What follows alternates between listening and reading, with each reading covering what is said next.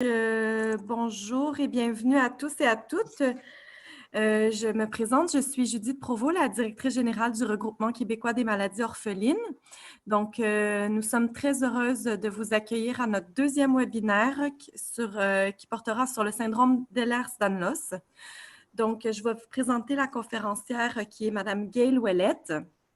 Donc, en plus d'être présidente fondatrice du Regroupement québécois des maladies orphelines, elle est généticienne et conseillère en génétique. Elle possède un doctorat en génétique moléculaire et une maîtrise en conseil génétique. Elle a été chercheuse postdoctorale au Centre de génétique humaine à Leuven en Belgique et a fait de la recherche au Québec dans le domaine de la découverte des gènes pour les maladies complexes. Elle a aussi travaillé en clinique comme conseillère en génétique et elle a enseigné dans le diplôme sur le syndrome d'Ehlers-Danlos à l'Université de Paris-Est-Créteil. Donc, je vous souhaite une très belle présentation et à la fin de la présentation, il y aura une période de questions d'une dizaine de minutes. Donc, vous pourrez poser vos questions dans l'onglet questions et réponses. Puis, je lirai les questions à Mme Gail Ouellette. Donc, c'est à vous. Bonne présentation. Merci, Judith.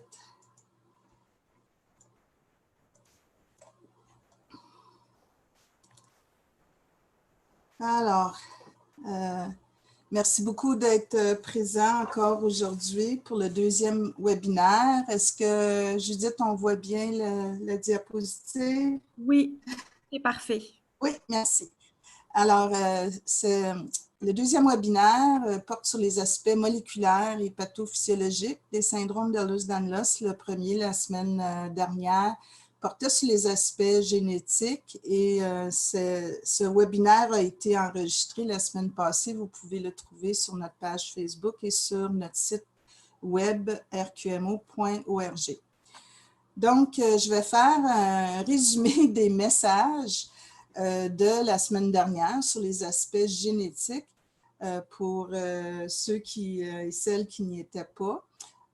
Les syndromes d'Ehlers-Danlos, je voulais préciser certaines observations génétiques pour montrer que ces syndromes ne sont pas différents d'autres syndromes génétiques par rapport à la variabilité, par rapport à la complexité. Donc, c'est quelque chose en génétique, cette complexité qu'on voit souvent. On sait que 13 des 14 sous-types, parce que maintenant on a un 14e sous-type, sont monogéniques, qui sont associés dans chaque famille à un gène, donc il y a une transmission mendélienne, soit autosomique récessive ou dominante, mais ce n'est pas si simple que ça non plus, même si c'est mendélien et qu'il y a seulement un gène. Donc, on a vu des mécanismes qui peuvent expliquer cette complexité. Ensuite, il y a les corrélations génotype-phénotype. Donc, souvent, les généticiens veulent faire des corrélations entre un gène, une mutation précise dans le gène-là et les manifestations de la maladie. Et puis, c'est toujours quelque chose qui est difficile à effectuer, puis qui n'est jamais très, très clair, et il y a souvent des exceptions, et puis j'ai donné des exceptions, justement. J'ai parlé beaucoup, et c'est l'image qui est ici, de la triple hélice. Parce que pourquoi c'est toujours compliqué, la génétique? C'est parce qu'il n'y a pas qu'un gène, on a 20 000 gènes. Donc, chacun de nous a 20 000 gènes dans nos milliards de cellules pour former notre organisme. Et chaque individu a des différences dans ces 20 000 gènes. Et ensuite, il y a l'environnement qui intervient. Donc, c'est pour ça qu'on a toutes des différences individuelles au niveau génétique et que les personnes atteintes de syndrome d'Ehlers-Danlos, vous le voyez bien, je suppose, que vous êtes souvent très différentes, même dans les mêmes familles. Donc, le plus complexe, on peut dire, c'est le fameux type hypermobile où on n'a encore rien découvert définitif au niveau génétique. Alors, on pense que c'est une maladie plus complexe avec une génétique complexe. Je vais en parler justement plus au niveau moléculaire. On n'a pas de gènes encore identifiés, mais on a des pistes au niveau moléculaire. Et j'ai parlé la semaine passée des tests génétiques. Là, on en parlera moins aujourd'hui. Donc, aujourd'hui, les messages, c'est qu'encore une fois, comme la génétique, ben, les maladies du tissu conjonctif, incluant les SED, c'est complexe aussi. Le tissu conjonctif, c'est compliqué. Puis, je parle de maladies du tissu conjonctif dans le cas des syndromes Ehlers-Danlos parce que souvent, on dit que c'est des maladies du collagène, alors que ce n'est pas simplement des maladies du collagène. On va voir d'autres types de protéines qui sont impliquées. Donc, la semaine passée, on a parlé de la génétique. Aujourd'hui, on va voir comment on passe du gène à la protéine et voir toutes ces protéines et autres molécules qui peuvent être impliquées dans la pathologie là, des syndromes Ehlers-Danlos. Donc, c'est quand les protéines sont absentes ou sont déréglées que ça déraille. Et puis, on peut dire dans les syndromes Ehlers-Danlos que ça déraille de partout. Ensuite, on va regarder les pistes de solutions là, pour comprendre le SED type hypermobile, les dernières recherches. Et je vais parler à la fin de possibles pistes de traitement pour dire que malheureusement, il n'y a pas beaucoup encore de recherches, mais bon, peut-être que ça va venir bientôt. Donc, le SED, je vais toujours dire SED, là, je pense que vous comprenez bien l'abréviation syndrome Ehlers-Danlos. C'est, comme je disais, un désordre du tissu conjonctif. Je fais souvent l'analogie que le collagène, ou en tout cas le tissu, le collagène avec tout ce qui l'entoure, vous allez voir plus tard, le tissu conjonctif ressemble beaucoup à un édifice, donc l'échafaudage d'un édifice. Je pense que quand je vais décrire un peu le contenu du tissu conjonctif, vous allez comprendre l'analogie. Évidemment, il faut une structure qui est assez rigide pour soutenir, mais en même temps assez élastique pour qu'on puisse évidemment bouger, qu'on puisse parer à des traumatismes, etc. Un peu comme les nouveaux édifices maintenant qui se préparent, qui sont maintenant préparés à l'éventualité de séisme, ou s'ils étaient simplement rigides, comme avant, ils tombent en morceaux lorsqu'il y aurait un séisme. Donc, maintenant, on met dans la structure des éléments pour que ça soit un peu plus flexible dans le cas d'un CE. On peut regarder, on peut utiliser cette analogie-là pour le tissu conjonctif. J'ai trouvé cette phrase en anglais il y a quelques années que je trouvais bien pour décrire le tissu conjonctif. Il est omniprésent dans le corps. Il relie le moléculaire au macroscopique, formant un seul continuum, une matrice vivante dans laquelle nous vivons, dans la souffrance ou la joie. C'est un médecin que je ne connais pas, mais qui a décrit le tissu conjonctif de cette façon. Et puis, je pense que vous comprenez que des fois, c'est dans la souffrance avec les douleurs que peuvent avoir les personnes avec le syndrome Ehlers-Danlos. Je remets ici le tableau résumé des types de syndrome Ehlers-Danlos, les maintenant 14 types ou sous-types, comme il y en a qui les décrivent. Pour revenir sur le fait que ce n'est pas seulement des maladies du collagène. Oui, il y a le classique vasculaire, l'arthrocalasique, et des types plus rares comme le cardio-valvulaire qui sont, et le myopathique, qui sont des gènes de collagène qui sont touchés, donc les protéines de collagène qui sont soit absentes ou non fonctionnelles.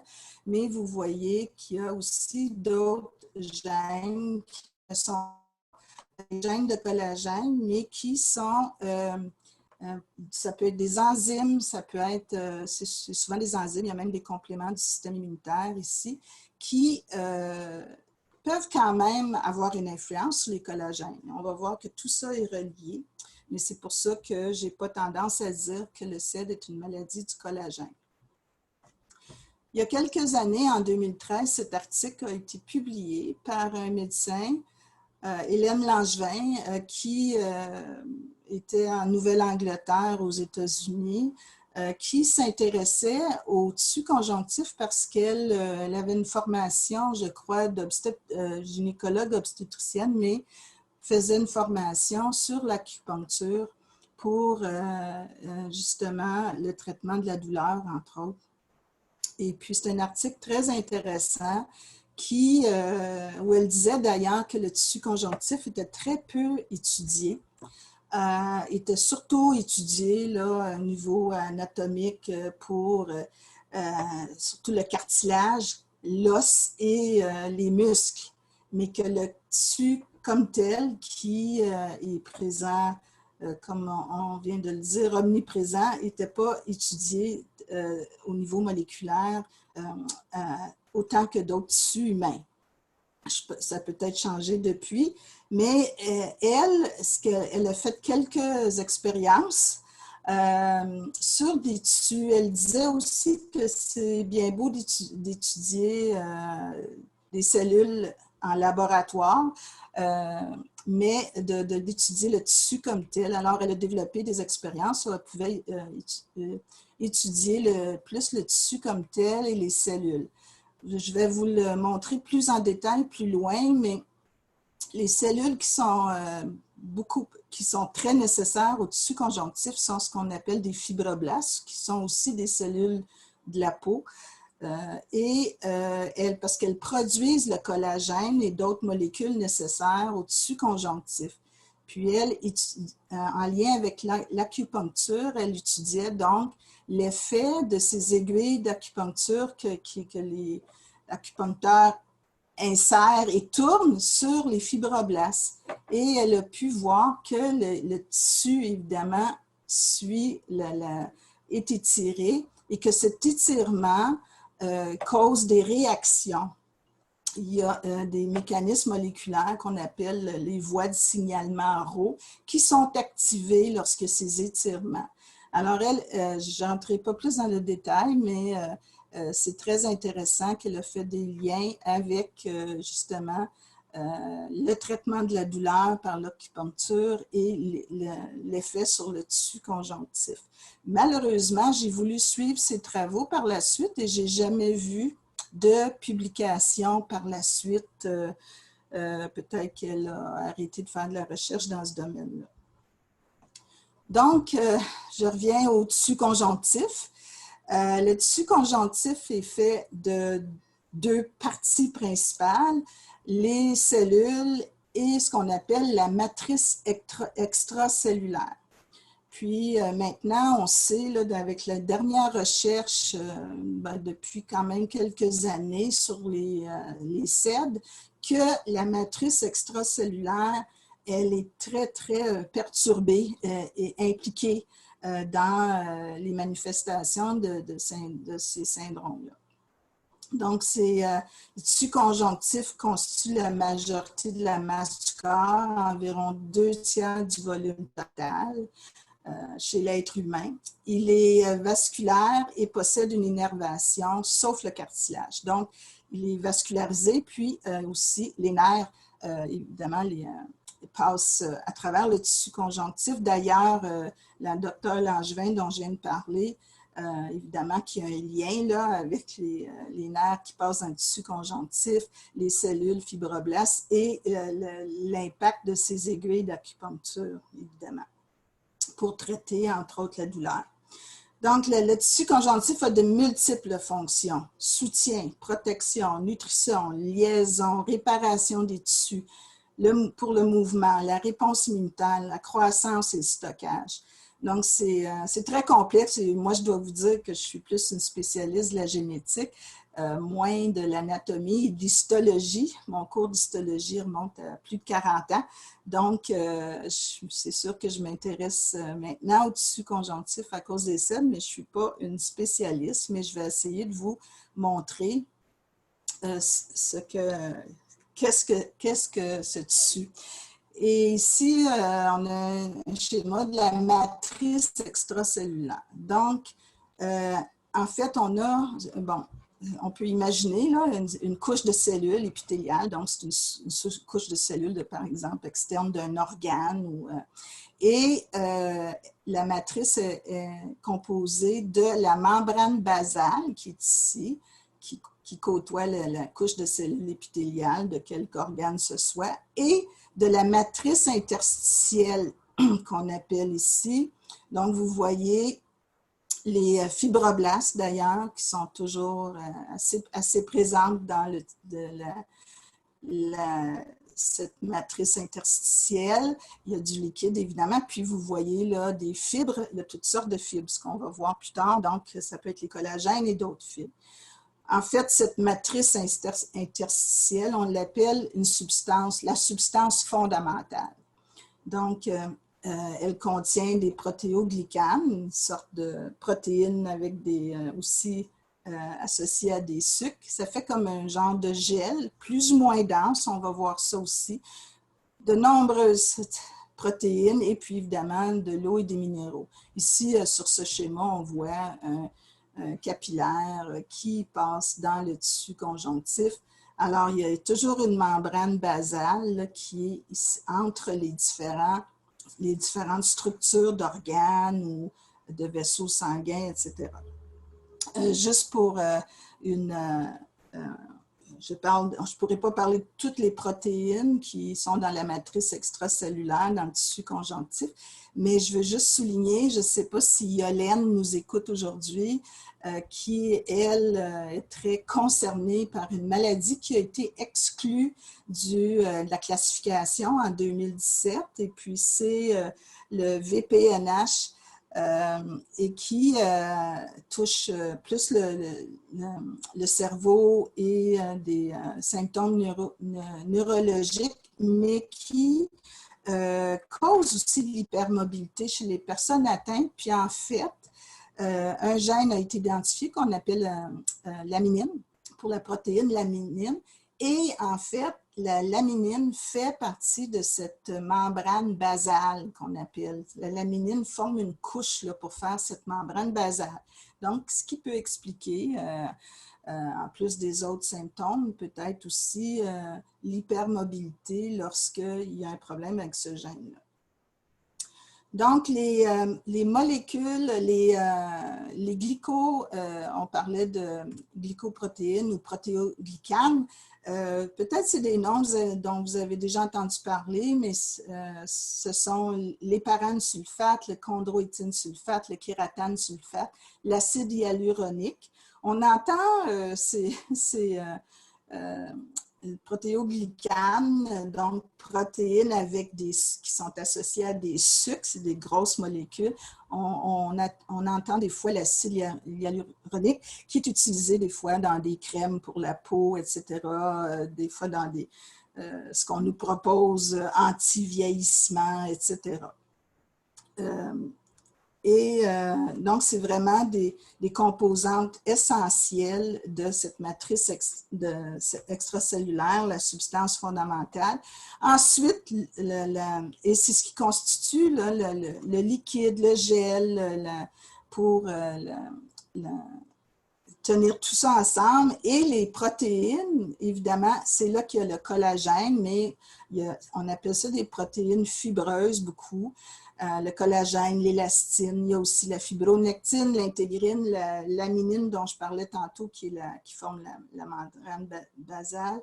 Ténacine, vous avez peut-être entendu parler de ténacine, qui est un des gènes qui a été identifié pour un sous-type qui est classique, simili-classique. Ensuite, il y a des enzymes, toutes sortes d'enzymes, des facteurs de croissance, des cytokines qui sont impliqués dans la réponse immunitaire. Alors, au total, il y a environ 300 macromolécules là, qui se côtoient, qui sont reliées entre elles, associées de différentes façons, liées entre elles dans cette matrice extracellulaire. Donc, encore une fois, c'est pour ça que je dis aussi que le tissu conjonctif est complexe. Je vais vous montrer plus en image, un peu plus...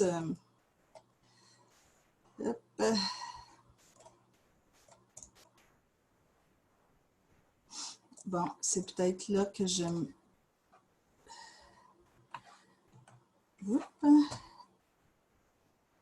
Je vais retrouver.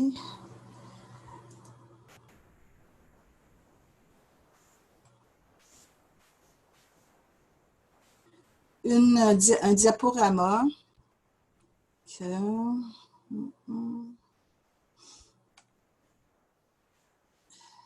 Bon. Ici.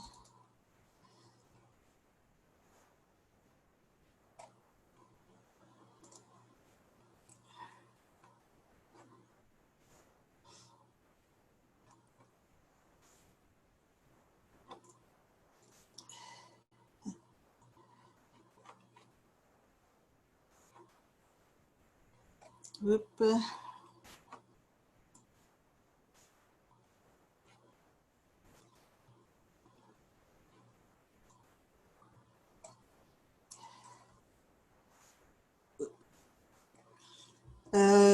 J'espère que vous voyez. Peut-être, Judith, tu peux me faire Oui, on voit. OK, c'est beau. Donc, la matrice extracellulaire avec son fluide interstitiel. Bon, c'est le fluide qu'il y a entre les cellules. Excusez-moi. Et donc, c'est tout un groupe de cellules. Vous voyez ici un peu l'image de tantôt d'un vaisseau sanguin avec les cellules et ce fluide. Puis, on va voir un peu plus la complexité. Dans ce fluide, là, il y a l'eau, les protéines, des électrolytes, acides, sels, les hormones, les minéraux. Il y a vraiment tout ce qu'il faut pour, évidemment, nourrir et fonctionner. Ici, c'est les glycoprotéines dont je parlais, les protéoglycans, les fibres élastines, ici en rouge, collagène, ici, qui sont un peu plus larges. Et il y a aussi ce qu'on appelle des glycoprotéines qui sont dans la membrane. Ici, c'est la membrane cellulaire et l'intérieur de la cellule ici. Puis, il y a toute une connexion entre toutes ces fibres et ces molécules avec l'intérieur même de la cellule à travers des protéines membranaires. Il y a des signaux qui sont donnés entre ces différentes macromolécules. Donc, ça tient évidemment les tissus. Les vaisseaux sanguins nourrissent l'intérieur de la cellule, évidemment, les nutriments qui passent à travers la membrane de la cellule et qui viennent nourrir l'intérieur de la cellule. Donc, c'est tout un aménagement complexe. Et, je m'excuse pour le fait que je n'ai pas trouvé de bonne vidéo en français. Et je trouvais que c'était une bonne façon d'imager la matrice extracellulaire. Donc, je vais aller retourner à ma présentation.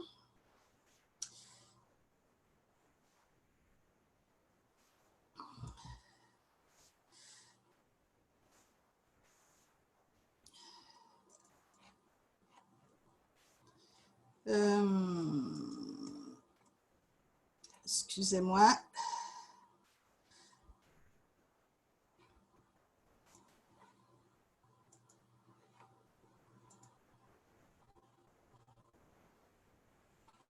OK, je n'étais pas au bon endroit. Voilà. Donc, est-ce que vous entendez de la musique? Non. Moi, j'ai la musique dans mes oreilles. Non, non, on l'entend pas, la musique. Bon. C'est à cause de la vidéo qui continue la musique.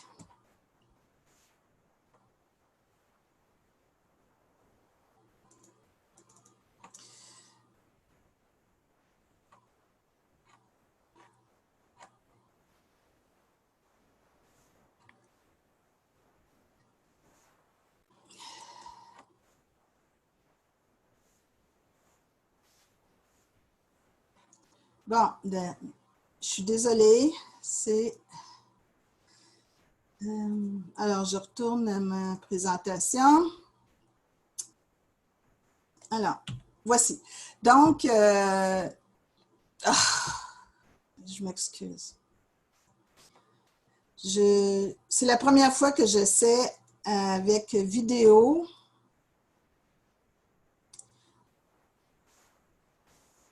Vous entendez pas, mais moi, j'entends la... Voilà.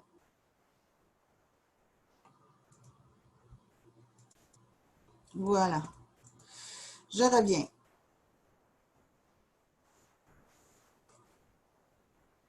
OK. Bon, donc, cette matrice extracellulaire, c'est ce qui va donner, avec sa composition et sa densité, différents types de tissus conjonctifs. Donc, il va au plus souple jusqu'au plus solide. Donc, il y a les tissus conjonctifs qu'on appelle lâches, certains qu'on appelle réticulaires, d'autres denses, mais pas aussi solides que les tissus osseux, des tissus conjonctifs élastiques.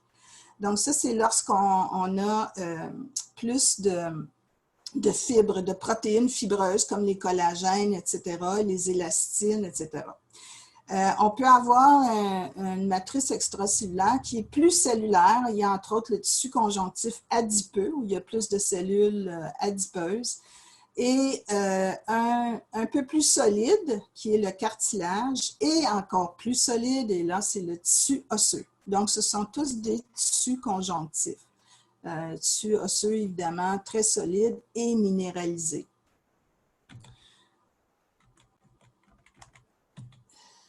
Bon, là, c'est ma diapo qui est... Voilà.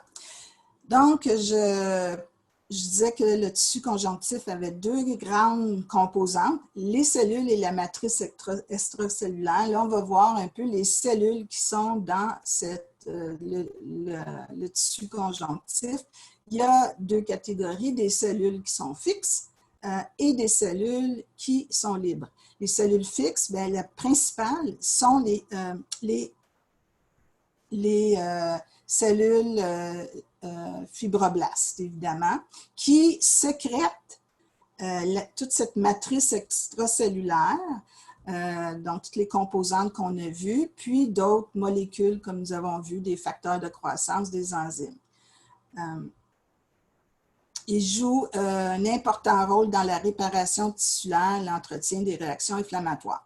Il y a les myofibroblastes, on va y revenir plus tard, ce sont des analogues aux fibroblastes. Elles ont des propriétés contractiles et elles interviennent dans la cicatrisation des plaies et même fort probablement dans les réactions inflammatoires.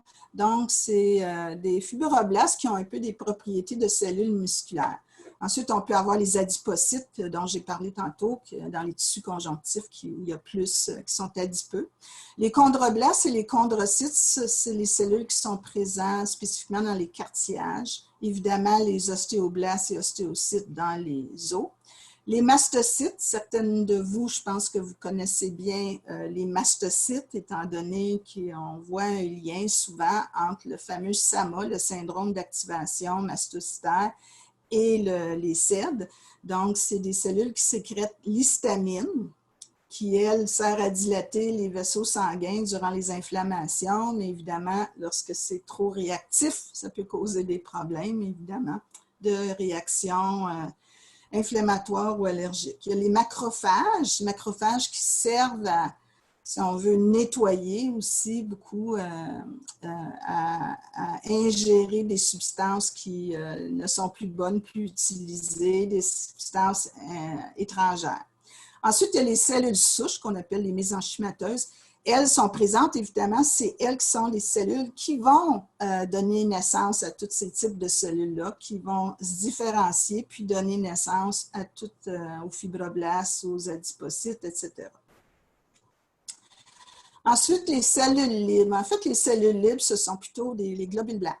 Alors, il y a les lymphocytes que vous connaissez bien, des plasmocytes qui sécrètent les immunoglobulines, des monocytes, il y a aussi des macrophages qui sont circulaires libres, qui font ce qu'on appelle, là, je vous ai décrit la phagocytose, si on veut, du recyclage, comme les éboueurs de la cellule. Ensuite, il y a différentes autres cellules, globules blancs, qui servent à la réponse inflammatoire. Les basophiles, qui sont les cellules précurseurs qui donnent naissance aux mastocytes. Et peut-être aussi, c'est un nom que vous connaissez, certaines d'entre vous, les éosinophiles, qui augmentent dans des infestations, des infections et des allergies. Donc, des fois, on va parler même au niveau gastro-intestinal de réactions éosinophiles ou certaines allergies. Donc, ce sont les cellules qui sont libres et les cellules qui sont fixes dans le tissu conjonctif. Ensuite, il y a les fibres dont je vous parlais, donc qui sont principalement sécrétés par les fibroblastes. Ils peuvent aussi être sécrétés par d'autres types de cellules, mais principalement par les fibroblastes, donc les fibres de collagène. Donc, les molécules de base sont les collagènes. Les collagènes, ils s'agglomèrent entre elles, ils donnent des fibres qui sont longues, sinueuses, puis ils ont une grande résistance, mais pas trop d'élasticité. Ils sont vraiment là pour le soutien, le support. Donc, je vais décrire les collagènes plus en détail plus tard, étant donné qu'il y a quand même plusieurs sous-types de sels qui sont associés à ces protéines-là. Ensuite, il y a les fibres de réticuline. Elles sont fibrillaires aussi, denses, inextensibles aussi, mais sont souples. Elles ont beaucoup de glycoprotéines associées. Puis, on retrouve beaucoup dans le collagène, avec le collagène de type 3. Et réticuline, en fait, ça veut dire réticulaire, il forme un maillage, là. On va le voir plus tard dans des images. Ensuite, il y a les fibres élastiques. Les fibres élastiques, évidemment, c'est ça qui donne la capacité de contraction, d'extension, d'élasticité.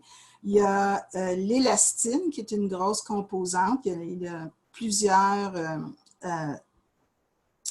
c'est tout ce qu'on appelle une scléroprotéine qui est insoluble. Hydrophobe, ça veut dire qu'elle est évidemment pas soluble dans l'eau. Il y a aussi d'autres fibres, les oxytalanes, dont on ne parlera pas beaucoup parce que c'est plus le collagène 6 qui n'est pas impliqué dans les selles. Je veux juste vous dire, il y a beaucoup d'informations sur ces diapos. En fait, c'est les diapositives que j'utilisais dans mon cours au médecin, là, dans le diplôme à l'Université Paris-Créteil. Puis j'ai essayé de simplifier là, pour vous, mais j'ai utilisé les mêmes diapositives. Alors, voici une image, un schéma là, qui montre peut-être pas encore assez la complexité, mais vous voyez tout ce qui peut être dans le tissu conjonctif. Donc, évidemment, la substance fondamentale qui est ici, où il y a toutes ces 300 macromolécules, des globules blancs, des différents globules blancs qu'on a vus, les fibres de collagène. Vous allez voir que les fibres de collagène, ça forme des faisceaux, on va le voir plus tard. Ensuite, la fibre réticulaire, c'est les bleus ici. Vous voyez, réticulaires parce qu'elles sont vraiment attachées entre elles, forment un genre de maillage. Puis les fibres élastiques, on les met ici là, en zigzag là, pour montrer qu'elles peuvent se contracter. Et on a mis ici aussi une cellule adipeuse, évidemment, comme on l'a dit. Il y a de la vascularisation des capillaires et des nerfs aussi qui vont passer à travers. Donc, c'est un schéma simplifié là, de ce que peut avoir l'air le tissu conjonctif avec les cellules et la matrice extracellulaire. Je remets ce schéma que j'ai présenté la semaine dernière pour vous dire comment si on va encore plus microscopique dans les molécules, ici, ce n'est pas les vraies molécules qu'il y a dans la matrice extracellulaire, mais il faut que vous imaginiez aussi qu'il y a toutes sortes de ces 300 macromolécules qui forment des voies métaboliques reliées entre elles. Je décrivais la semaine dernière, c'était comme une usine là, avec peut-être 20 000 travailleurs, parce que dans toute cellule, il y a 20 000 à peu près, environ de gènes humains, 20-25 000. Donc, la complexité, là, vous pouvez imaginer que tout ça travaille dans vos cellules là, tous les jours, à toutes les minutes de votre vie. Donc, c'est une grande complexité. Je vais montrer là, des images au microscope de certains types de tissus conjonctifs. Donc, on a vu tantôt que dépendant de la densité, il y a des tissus conjonctifs lâches, les réticulaires, et des denses qui sont fibreux denses ou vraiment élastiques. Donc, le tissu conjonctif lâche, c'est le tissu conjonctif le plus commun. Celui-là, il est riche en cellules, les fibroblastes, et puis il est caractérisé par une matrice extracellulaire très abondante avec donc, comme il y a beaucoup de fibroblastes, ils produisent beaucoup de collagène et aussi de fibres élastiques. Donc, c'est vraiment le plus commun. On voit des fibres, donc les fibroblastes, là, les cellules qu'on voit ici, les points, des fibres élastiques et des fibres de collagène qui sont plus gros ici, là. C'est une photo, évidemment, de coloration au microscope. C'est les plus communs, on a dit, sont localisés à beaucoup d'endroits, sous la peau, entre les masses musculaires, dans le chorion, la sous-muqueuse du tube digestif. Le chorion, c'est comme la couche extérieure où, lorsqu'on est à l'intérieur du tube digestif, il y a la muqueuse, puis il y a une couche qu'on appelle le chorion. C'est très présent dans cette couche-là. Aussi dans les voies respiratoires, les voies génitales, les urinaires. Dans l'extérieur, l'adventice, c'est l'extérieur de vaisseaux sanguins. L'épithélium des séreuses, c'est tout ce qui est organe là, qui peut, organe qui peut beaucoup sécréter du liquide, un peu comme les muqueuses. Puis dans beaucoup d'organes pleins. Dans les organes pleins, c'est le tissu qui contient les vaisseaux et les nerfs, ce tissu conjonctif lâche. Donc, il y a un rôle de soutien puis d'emballage des tissus et organes. Il transporte beaucoup de substances entre le sang et les tissus. Puis, c'est aussi le siège des cellules libres du système immunitaire, un rôle majeur dans les réactions inflammatoires, immunitaires et de cicatrisation. Alors, vous pouvez, lorsque je décris un peu comme ça les tissus, les molécules, certaines protéines dont je parle, vous pouvez certainement faire des liens avec les manifestations, vos manifestations pour les personnes qui sont atteintes de syndrome Ehlers-Danlos, faire des liens avec ce tissu et les molécules qui en font partie. Les tissus réticulaires, bien, vous voyez, là, c'est vraiment plus comme un maillage dont je parlais tantôt, lorsqu'on voit au microscope. C'est beaucoup les organes hématopoïétiques et lymphoïdes, comme les ganglions lymphatiques, la rate, la moelle osseuse, aussi dans le foie et le rein. Les fibres de réticuline, qu'on appelle, sont principalement faites de collagène de type 3. Si vous vous rappelez, le type 3, c'est ce qui est impliqué certains types de collagène type 3 dans le site vasculaire. Ensuite, le tissu conjonctif dense, bien, celui-là, il est dense parce qu'il est plus riche en fibres, il est plus pauvre en cellules puis en substances fondamentales. Donc, il est plus dense étant donné qu'il y a plus de fibres. Les fibres sont plus rapprochées, puis essentiellement une fonction mécanique. Donc, il y a deux types aussi, orientés et non orientés. En fait, quand ils sont orientés comme ici, vous voyez bien, là, c'est très parallèle l'orientation des fibres. Ici, c'est plus désorganisé, donc non orienté. Alors, quand c'est orienté, c'est plus pour évidemment des fonctions d'étirement, de lien entre différents tissus. Alors, c'est les ligaments, les tendons, les aponevroses aussi qui tiennent, qui font le lien avec des muscles. Et aussi dans la cornée, on voit ça dans la cornée, ces fibres de collagène orientées. Évidemment, il y a une raison, comme je dis, parce que les ligaments, les tendons, ça doit s'étirer dans un sens, dans une direction. Donc, c'est pour ça l'orientation. Les non-orientés, ben, ils font partie de la derme de la peau. Ils font partie aussi de la couche extérieure des os, le périos. des capsules articulaires. La dure-mère qui protège, en fait, c'est la couche qui est sous notre crâne pour protéger notre cerveau. Et puis aussi, ça fait partie dans certaines parties d'organes comme le foie, la rate, les reins. Ensuite, il y a les tissus conjonctifs, les tissus élastiques, denses mais élastiques. Évidemment, elles aussi sont riches en fibres, mais plus l'élastine, pauvres en cellules et en substances fondamentales, aussi évidemment une fonction mécanique. Donc, c'est prédominance des fibres ou ce qu'on appelle les lames élastiques avec des rares fibroblastes. Et c'est souvent dans ce qu'on appelle le milieu, l'intérieur des artères de gros calibre. Donc, juste pour une dernière image pour voir comment se montre ce tissu conjonctif. Ici, c'est une image plus au microscope électronique. Donc, si on revient à notre premier schéma qu'on a vu, ben, les cellules épithéliales ici, l'épithélium d'un organe ou de la peau, la lame de base qu'on appelle, qui est ici, qui contient de la laminine. Et ensuite, ici, on a la matrice extracellulaire, où on voit beaucoup ici le collagène, les fibres de collagène. Évidemment, ça se voit autrement au microscope électrique.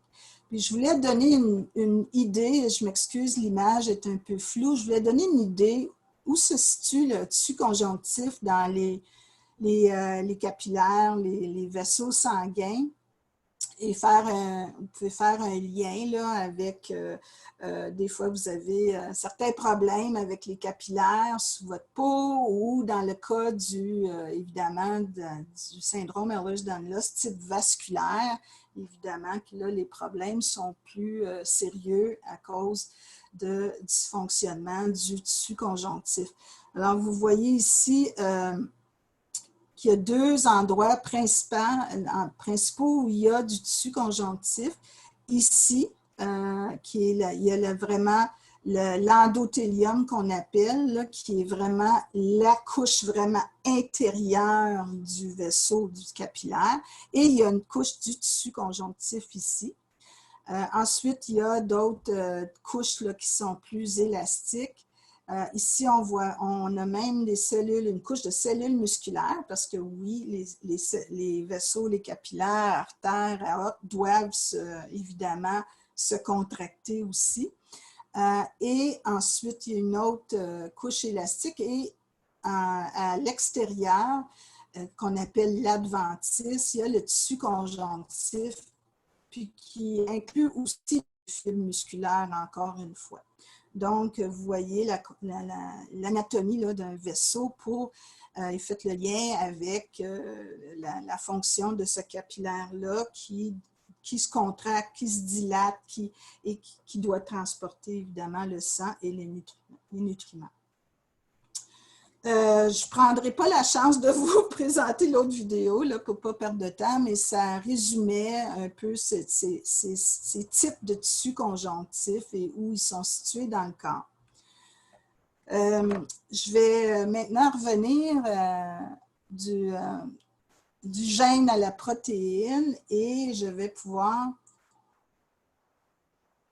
vous parler plus des collagènes par la suite et d'autres protéines là, qui sont concernées là, dans les syndromes Ehlers-Danlos. Alors, je veux juste rappeler, on a parlé un peu la semaine dernière, évidemment, dans une cellule, on a ici le noyau et le cytoplasme. Le noyau au centre, on voit ce qu'on appelle la chromatine, où c'est là qu'il y a notre génome, c'est-à-dire tout notre ADN avec tous nos gènes. Et ici, ben, je vais vous donner en fait le cheminement là, du gène à la fabrication d'une protéine. Je vais résumer ça rapidement. Donc, il y a l'ADN dans le noyau et l'ADN est transcrit en ARN messager, qu'on appelle, qui est une molécule semblable à l'ADN, qui a aussi seulement 4 lettres, comme on a vu dans le code génétique. Et cet ARN messager, il est épicé, coupé pour contenir seulement les parties codantes qui vont coder pour une protéine. Et cet ARN messager est ensuite exporté à travers la membrane nucléaire dans le cytoplasme de la cellule et va s'attacher à ce qu'on appelle les ribosomes. En fait, c'est un appareil qu'on appelle le réticulum endoplasmique qui est couvert de ribosomes et c'est là que l'ARN messager, qui contient le code provenant de l'ADN, va être traduit ensuite en protéines.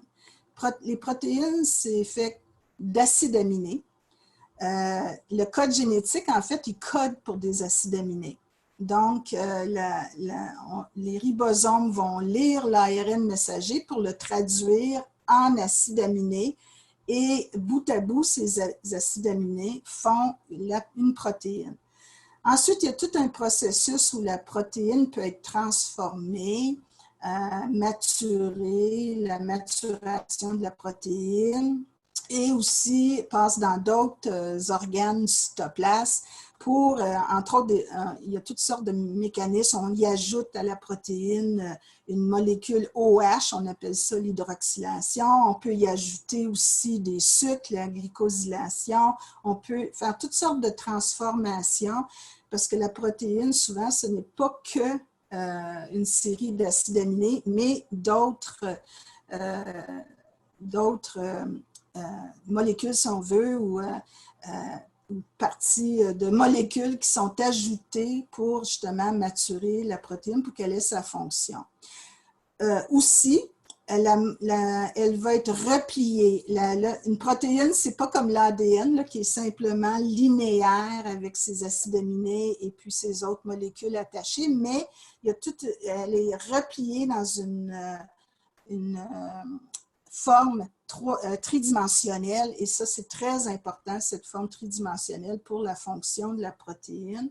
Et ensuite, sont stockées dans des vésicules, ces protéines-là, pour être exportées, soit à l'extérieur de la cellule ou évidemment pour les besoins à l'intérieur de la cellule. Alors, je vous décris ça pour vous dire que c'est complexe et puis, on va le voir plus tard, si un gène est muté, n'importe quelle de ces étapes peut être affectée lorsqu'on a un gène qui est défectueux. Mais je voulais aussi vous montrer plus spécifiquement les collagènes. Donc, on passe évidemment des gènes de collagène à la fabrication de la protéine. C'est ce qu'on appelle des protéines structurales, parce que vous l'avez vu, ça forme des fibres et c'est une structure pour le tissu conjonctif. Il y a plus d'une vingtaine de collagènes. C'est la protéine la plus abondante dans l'organisme humain. Un quart de la masse protéique. Donc, on disait que le tissu conjonctif était 2/3 du volume du corps humain. Et ces collagènes, c'est le 25% de toutes nos protéines, de la masse protéique. Comme je disais plus tôt, ils sont inextensibles, mais ils résistent à l'attraction. Donc, c'est vraiment pour un rôle de soutien. C'est pour garder la force et l'intégrité du tissu conjonctif. Collagène, en fait, le mot vient de producteur de colle. Donc, colle, soutien, j'imagine que les premiers qui ont défini ces protéines-là ont fait cette analogie-là. Les vingtaines de collagènes sont complexes, sont très différents. Ils sont composés de 3 chaînes polypeptidiques, donc d'acides aminés, puis des formes hélicoïdales, un peu comme l'ADN. Et puis, habituellement, il y a 3 chaînes qui s'assemblent.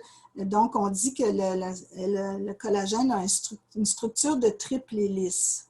Ici, c'est un exemple d'un collagène. Vous voyez bien le triple hélice. Et puis, évidemment, à chaque bout, il y a des domaines particuliers qui ont chacun leur rôle.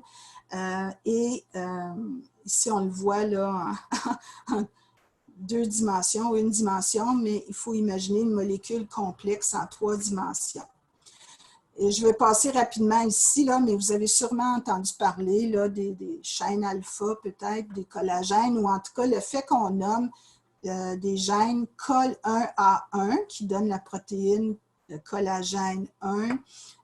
Le A1 fait référence aux chaînes. Donc, il y a 3 chaînes dans chaque molécule et on peut avoir 3 chaînes de type 1, alpha 1, ou 2 chaînes alpha 1, une chaîne alpha 2. Puis c'est là devient le nom de ces gènes-là que vous connaissez associés au syndrome Ehlers-Danlos. Donc, le collagène 1, 3 et 5 et leurs différentes combinaisons de chaînes font qu'il y a une différence entre le collagène 1A1, 1A2, etc.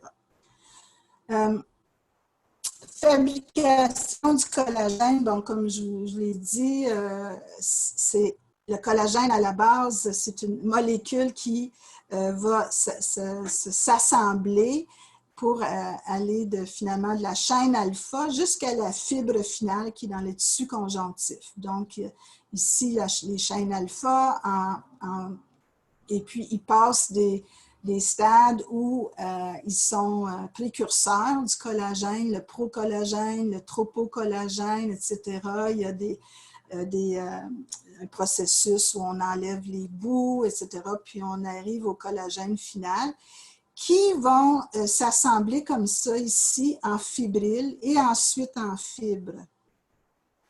Il y a même des étapes un peu plus compliquées. Il y en a qui parlent de microfibrilles plutôt ici. Ensuite, l'assemblage de ces microfibrilles dans une fibrille et l'assemblage des fibrilles en fibres et finalement dans un faisceau, ce qu'on voyait dans les images plus tôt. Donc, c'est vraiment un assemblage et on viendra au mécanisme lorsque les collagènes ne fonctionnent pas.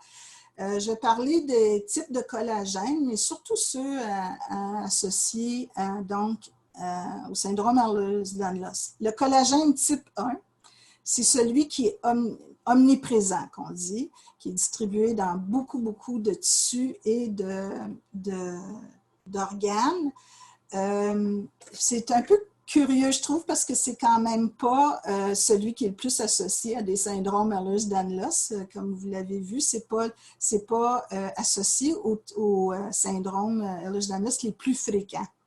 Mais c'est des mutations il y a des mutations dans le gène qui affectent la structure puis la formation des chaînes alpha. Puis comme je l'expliquais la semaine dernière, ce qui est toujours étonnant, la variabilité, l'hétérogénéité en génétique, c'est que même pour une mutation dans les mêmes gènes, ça peut causer des maladies différentes. Donc, c'est des gènes, les collagènes qui sont associés beaucoup à l'ostéogenèse imparfaite, donc un tissu osseux, mais ils sont aussi associés au syndrome Ehlers-Danlos, qui est le type arthrocalasique, où on n'a pas nécessairement des manifestations osseuses, mais plutôt au niveau de la peau et c'est caractéristique, il y a la dislocation de la hanche, puis on a même une cicatrisation qui est normale habituellement. Le collagène type 3, c'est presque tous les tissus aussi, sauf les os et le cartilage, donc c'est celui qui est associé au type vasculaire, et les collagènes de type 5 et 6 qui sont dans presque tous les tissus. Le collagène de type 5, évidemment, c'est celui qui est associé au SED type classique. Et puis, je voulais souligner que habituellement, les collagènes de type 5 sont associés au collagène de type 1 aussi. Comme je vous l'ai dit, là, il y a beaucoup de liaisons entre les différents types de collagène. Alors, lorsqu'il y a un type de collagène qui est affecté, par exemple dans le SED, évidemment que ça affecte toute la structure, même d'assemblage avec d'autres types de collagène. Donc, les autres collagènes, ils ont toutes leurs spécificités tissulaires aussi, selon leur structure. Une cellule peut synthétiser différents types de collagène, donc les fibroblastes dans le tissu conjonctif peut en synthétiser plusieurs types. Puis, un même collagène peut avoir différentes fonctions dépendant des tissus. Donc, je reviens à mon message, le tissu conjonctif, c'est compliqué. je voulais montrer ici les types de collagène associés à des pathologies. Donc, ce n'est pas seulement pour les syndromes Ehlers-Danlos. En bleu, ce sont les trois là, principaux syndromes Ehlers-Danlos associés à des collagènes dont je viens de vous parler. Donc, le collagène 1A1 qui est associé au arthrocalasique, mais aussi le type plus rare cardio-valvulaire. Puis, encore plus rarement, on a trouvé des mutations dans ces gènes-là dans quelques cas de sels classiques et vasculaires. Ensuite, le collagène 3A1 qui est impliqué dans le syndrome vasculaire et les fameux collagènes 5A1, 5A2 dans le type classique. Mais vous voyez, d'autres maladies sont associées à des collagènes défectueux. Le syndrome de Stickler, qui est aussi une maladie du tissu conjonctif, l'ostéonose imparfaite, d'autres types de dysplasie, même des maladies du rein, qui a une anomalie du collagène 4. La myopathie de Bethléem, peut-être certains de vous en ont déjà entendu parler. C'est le cas, parce que des fois, on fait un lien avec le syndrome Ehlers-Danlos, c'est le collagène 6, mais ici, on n'a pas indiqué, il y a aussi le collagène 12, qui est aussi associé maintenant dans la nouvelle classification, on l'appelle un CED myopathique. Et il y a quelques similarités avec la myopathie de Bethléem. Même l'épidermolyse bulleuse dystrophique, ça c'est une maladie de la peau. Donc, c'est le collagène 7 qui est impliqué. Donc, c'est pour vous dire que il y a les vingtaines de collagènes, plusieurs sont impliqués dans différentes pathologies et pas seulement sur les syndromes Ehlers-Danlos. Donc, je reviens à... je vais regarder l'heure pour... je parle beaucoup des fois et l'heure avance. Donc, je vais revenir à lorsque un gène est muté et que tout déraille, comme je disais tantôt. Donc, lorsque le gène est muté, évidemment, on a affaire à une protéine. Habituellement, on ne dit pas que les protéines sont mutées. C'est pour ça que je l'ai mis entre guillemets. Mais évidemment que lorsqu'il y a un gène muté, il peut y avoir des problèmes. Donc, dépendant de la mutation du gène, ces problèmes-là peuvent arriver à différents endroits. Ils peuvent arriver dès la transcription en ARN messager. Les problèmes peuvent arriver ensuite, sinon, à la traduction en protéines. Dans le cas de la maturation de la protéine ou dans l'organisme, l'organelle qui est là lorsque la protéine mature encore puis qu'elle est repliée, il peut y avoir des problèmes qui surviennent et ça peut aussi être dans le stockage et le transport, la protéine qui ne se rend pas où elle devrait se rendre normalement. Donc, encore une fois, dépendant du gène muté, dépendant de la mutation, ce qui est causé par cette mutation-là, dans le processus, différents problèmes peuvent arriver. Au bout du compte, ce qu'on a, c'est soit une protéine absente complètement, qui peut être complètement absente, ou une protéine qui est non fonctionnelle. Et je voudrais vous parler des types de mutations, comment on les définit et ce qui peut arriver, l'impact finalement sur la fonction de la protéine. Puis j'utilise pour ça une vieille classification parce que je trouve qu'on peut bien comprendre par cette classification d'un généticien qui s'appelait Hermann Müller puis qui a gagné le prix Nobel en 1946. Alors, voici, on a le type sauvage. C'est le terme qui est utilisé beaucoup en génétique animale ou des plantes. On parle du type sauvage qui est en fait le gène normal. Donc, il y a une expression normale de la protéine à partir du gène. Ensuite, on peut avoir amorphique. Donc, une mutation amorphique, c'est une mutation qui cause une protéine dysfonctionnelle où elle ne fonctionne pas du tout, où il n'y a pas du tout expression du gène en protéine, donc la protéine est absente. Hypomorphique voudrait dire que la mutation cause une activité réduite ou partiellement réduite de la protéine. Donc, elle peut fonctionner un peu, ça peut être très réduit ou partiellement réduit. Il reste un peu de fonction. Hypermorphique même, c'est-à-dire que l'activité peut même être augmentée ou partiellement augmentée. Ça peut ne pas être bon dans une cellule. On a tendance à penser que quand il y a absence et activité réduite, ça cause des problèmes, mais tout est régulé dans une cellule. Il y a un équilibre, l'homéostasie dont on parlait la semaine passée, un équilibre qui est nécessaire. Si une protéine est trop produite, ça peut aussi amener des problèmes, des pathologies. Néomorphique veut dire que la protéine est tellement modifiée qu'elle a une fonction nouvelle.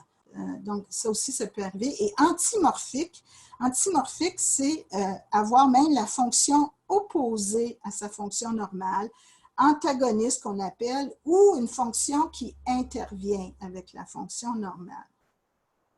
Là, je vais donner des exemples pour qu'on comprenne mieux ces aspects-là. Et comme je vous dis, faites toujours un peu le lien avec ce qui se passe dans le tissu conjonctif, dans vos tissus, dans vos cellules. Lorsqu'on parle d'activité hyper ou hypomorphique, souvent, on va parler d'enzymes, par exemple. Une enzyme, comme j'en parlais la semaine passée, j'ai décrit un peu, c'est une protéine qui modifie un produit A en produit B. Alors, je donnais l'exemple de la phénylsitonurie. Probablement vous, si vous avez moins de 40-50 ans et vos enfants ont probablement été dépistés à la naissance pour cette maladie métabolique qu'on appelle la phénylsitonurie. C'est une enzyme, la PHA, qui catalyse, modifie la phénylalalanine, un acide aminé, en tyrosine. Si l'enzyme ne fonctionne pas, la phénylalalanine va s'accumuler, elle va être augmentée, puis la tyrosine ne sera pas produite. Mais comme je disais tantôt, il peut y avoir, c'est pas totalement, la fonction de l'enzyme n'est pas totalement perdue, ça peut être partiellement, donc il peut rester un peu de fonction de l'enzyme et on peut quand même avoir la tyrosine qui est produite, mais quand même une accumulation de la phénylalalanine. Et donc, ça fait que cette maladie qui a été décrite il y a 70 ans, qui était supposée d'être très simple, peut aussi être très variable et complexe. Et c'est ce genre de gène qui produit une enzyme. Souvent, c'est dans les maladies récessives. Alors, on expliquait aussi la semaine passée que dans les maladies récessives, les parents sont porteurs, mais sains, parce qu'ils ont seulement un gène qui est muté. Alors, voyez-vous, dans ce cas-là, pour les enzymes, justement, le fait qu'il y a une autre copie qui est normale et qui produit la moitié, en fait, de l'enzyme nécessaire, bien, c'est suffisant pour qu'on fonctionne normalement et qu'on n'ait pas la maladie. Donc, les parents qui ont seulement une mutation, ils ne savent même pas qu'ils ont ces mutations parce qu'ils n'ont pas de signes, de symptômes. Par contre, lorsqu'ils donnent chacun la mutation à leur enfant, puis que les deux copies sont affectées, bien là, à ce moment-là, la protéine, il y a beaucoup moins d'enzymes fonctionnelles, mais il peut toujours, comme je disais, avoir une activité résiduelle. Mais je vais revenir plus, je voulais faire la différence avec, par exemple, un collagène ou des protéines structurales. Protéines structurales, donc comme le collagène, l'élastine, la laminine, souvent ça va être l'effet comme on appelait antimorphique et on va dire qu'il y a un effet dominant négatif. Pourquoi? Parce que souvent, il s'agit qu'il y ait une mutation dans le gène, donc c'est souvent des maladies dominantes, parce que c'est une protéine structurale, même si l'autre copie produit une protéine normale, bien la combinaison des deux dans le tissu conjonctif, c'est pas très bienvenu parce que, et c'est ça qu'on appelle le dominant négatif, parce que la protéine qui est produite par la moitié des gènes est défectueuse et vient déranger toute cette structure-là qu'on a vue dans la matrice extracellulaire. Donc, c'est pour ça aussi que la maladie apparaît, même s'il y a une copie du gène qui est mutée et peut être transmise aux enfants, évidemment, des générations suivantes. Donc, pour l'exemple du collagène, ces mutations-là peuvent arriver à n'importe quelle étape là, dans la chaîne ou dans le collagène comme tel, déranger cette structure-là en fibrilline, en microfibrilles, en fibres, en faisceaux, etc. Donc, vous voyez comment une mutation dans un gène de protéines structurelles comme collagène, élastine, laminine peut déranger toute la structure du tissu conjonctif. Donc, je vais y aller peut-être plus en résumé, mais je reviens à ce tableau-là pour encore une fois insister que même si moi, je n'appelle pas en général les CED maladie du collagène parce que c'est dans quelques types seulement qu'on a vraiment le collagène qui est affecté, le gène muté et la protéine qui est défectueuse. Par contre, dans la classification 2017, on a divisé les sous-types en groupes selon les fonctions des protéines qui sont touchées. Puis, quand même, le groupe B, même si ce n'est pas le collagène comme tel qui est affecté, c'est son repliement. Donc, je vous ai expliqué qu'il y a toujours du repliement des protéines dans la cellule. Dans ce cas-ci, ce sont des gènes qui affectent ce repliement-là, ou la réticulation. Réticulation voulant dire, en anglais, on appelle ça du cross-linking, c'est cet assemblage de différents collagènes entre eux. Ensuite, le groupe C, c'est des défauts de la structure de la fonction myomatrice, donc l'interface entre le muscle et la matrice extracellulaire. Il y en a un gène que vous connaissez peut-être. Pourquoi vous connaissez peut-être, je dis ça, de la ténacine B, c'est qu'on l'a déjà pensé que c'était associé au type hypermobile. On en pense moins maintenant. Probablement qu'il y a une implication, mais pas à 100%, mais il est associé avec le simili classique type 1. Donc, c'est un gène qui produit la protéine ténacine X qui est présente dans l'interface entre les muscles et la matrice extracellulaire. Et évidemment, il y a le type myopathique, qui est le collagène 12A1, qui est aussi, comme il est myopathique, il y a plus de manifestations musculaires. Il est situé dans cette structure-là. Ensuite, il y a les défauts de la biosynthèse des glycosaminoglycanes. Je n'ai pas parlé spécifiquement des j'ai pas appelé ça les glycosaminoglycanes plutôt, mais ce sont les fameuses protéoglycanes dont j'ai parlé, qui sont la chondroïtide sulfate, le sulfate héparane, l'acide hyaluronique, qui sont des glycosaminoglycanes. Vous avez vu que c'est des éléments essentiels de la matrice extracellulaire. Donc, dans deux des types de syndrome Ehlers-Danlos, ce sont les protéines qui sont affectées. Il y a différents gènes quatre différents gènes qui les codent pour ces protéoglycanes. Ensuite, le groupe E, qui vraiment est tout un autre mécanisme, c'est les voies du complément. Complément, c'est des protéines qui sont impliquées dans la réponse immunitaire.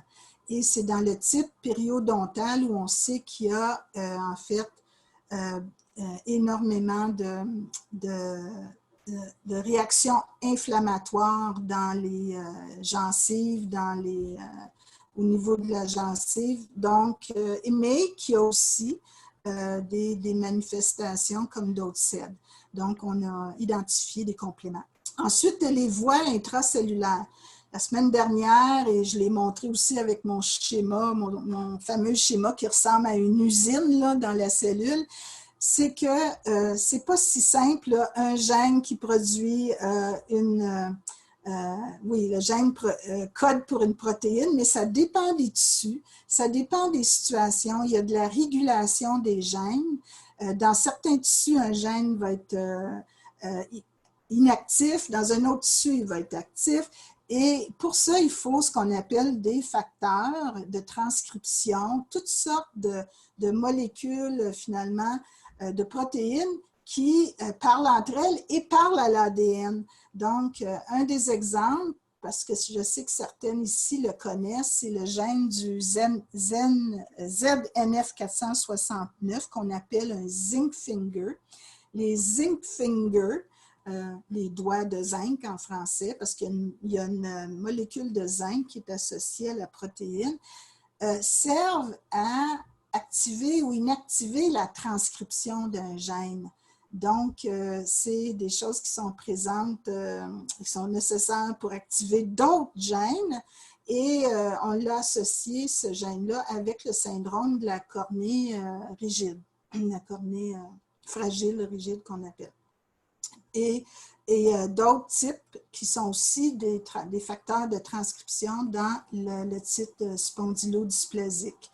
Donc, vous voyez que oui, les collagènes sont directement touchés là, dans certains types de cellules Ehlers-Danlos, mais vous voyez comment des gènes qui produisent des protéines avec d'autres types de fonctions ont aussi un impact, un tissu conjonctif, et évidemment ont un impact sur les collagènes aussi. Donc, si évidemment il y a des problèmes avec les glycosaminoglycanes dans la matrice extracellulaire, bien, ça peut affecter évidemment les collagènes qui sont les élastines, les réticulines, toutes les autres molécules. Il faut voir ça vraiment comme tout interrelié. Donc, s'il y a un problème à un endroit, ça peut affecter tout le tissu. Donc, j'arrive à mes derniers points, surtout pour les paires mobiles. Je vais parler des récentes études sur le CED hypermobile. De façon générale, tout le type d'études qu'on fait lorsqu'on veut évidemment étudier une maladie. Les études génétiques, bon, on en a parlé la semaine passée pour identifier les gènes, etc. Mais il y a aussi évidemment les études cellulaires et moléculaires. Je vais vous montrer des images, mais il y a les études biochimiques qui ont été utilisées, on a eu des questions là-dessus la semaine dernière, qui ont été utilisées en clinique pour essayer de définir des types de cellules, surtout lorsqu'on n'avait pas les gènes et qu'on ne pouvait pas faire des tests génétiques. Ça nous permet de voir la présence, s'il y a présence ou pas d'un type de collagène et leur structure. Des études qu'on fait, ce sont des études de cellules in vitro.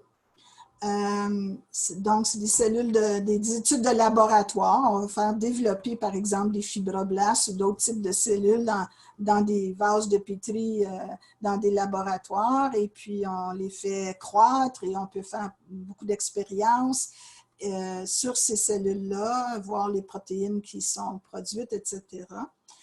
Des techniques plus récentes sont le transcriptome, qui sont l'étude de ces fameux ARN messagers. Donc, la transcription des gènes en ARN messager nous dit quel gène est exprimé ou pas dans la cellule. Alors, on peut, par des techniques de laboratoire, étudier justement dans un type de cellule et si on prend la cellule de personnes qui ont une pathologie, une maladie, on peut voir quels gènes sont exprimés ou pas, ce qui nous donne une idée finalement surtout les gènes qui devraient être exprimés puis ils ne sont pas, les gènes absents, les protéines donc qui sont en plus grande quantité, qui sont réduites, etc. Il y a aussi quelque chose qui est relativement nouveau qu'on appelle les micro-ARN. Les micro-ARN sont transcrits de l'ADN mais ne produisent pas de protéines, ils ont d'autres fonctions, dont, un peu comme les facteurs de transcription dont je viens de parler, ils ont des fonctions d'aller aussi bloquer ou activer des parties d'ADN ou d'ARN pour bloquer, par exemple, la production d'une certaine protéine. Ensuite, le protéome. Le protéome, là, c'est vraiment toute la cartographie encore des protéines dans une cellule, dans un tissu. Je dis que c'est à venir parce que pour l'étude des syndromes Ehlers-Danlos, entre autres l'hypermobile, il y a une étude qui est en train de se faire. Évidemment, on fait aussi des études de modèles animaux. C'est beaucoup la souris. Des fois, il y a d'autres modèles. Puis, je vais parler plus tard des études chez l'humain. Et avant de passer aux études moléculaires, je vais vous montrer là, rapidement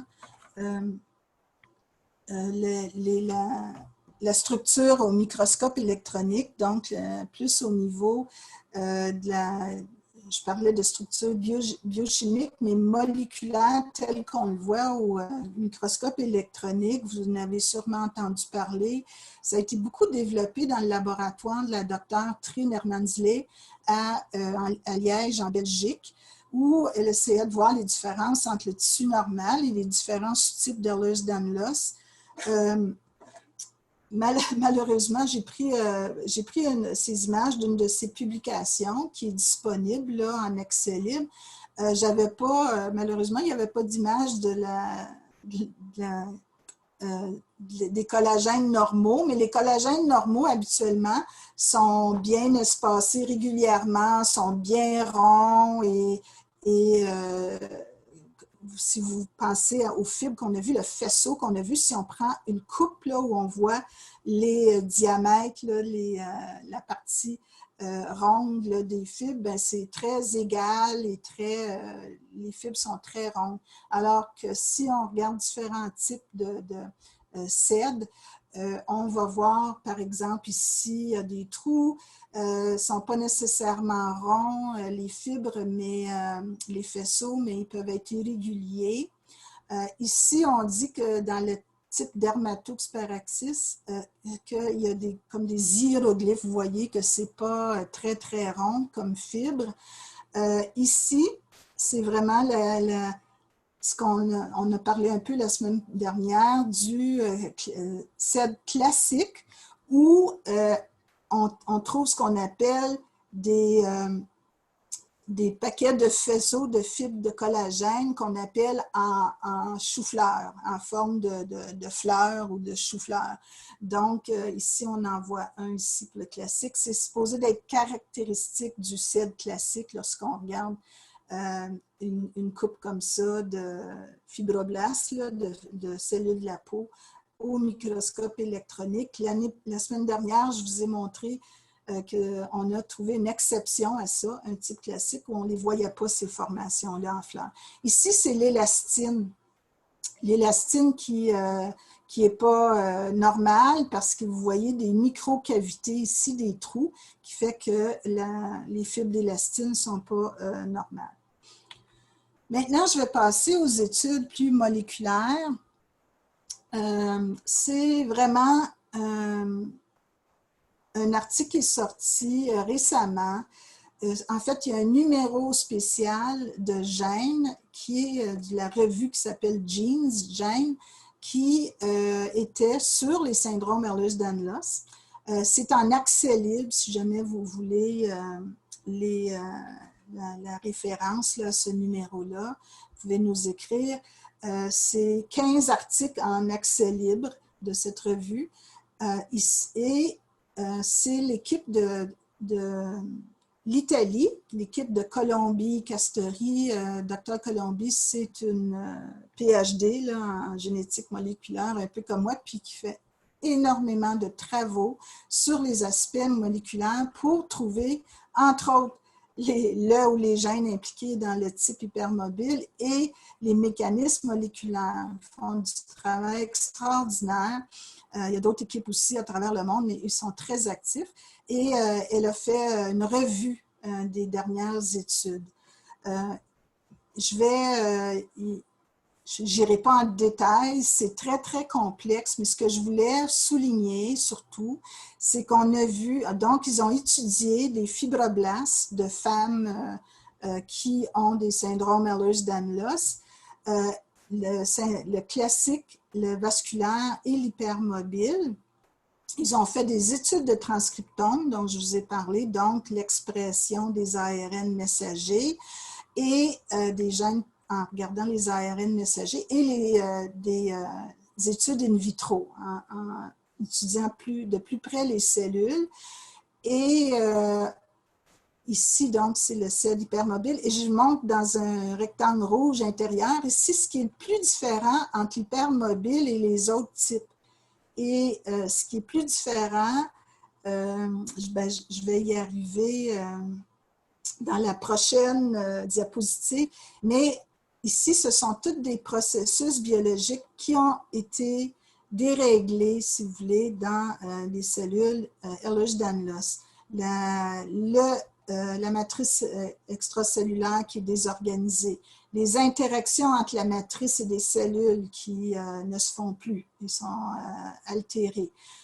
Aussi les contacts cellule-cellule qui sont altérés, la transition de fibroblastes à myofibroblastes, les réponses inflammatoires, la migration cellulaire qui est dérangée et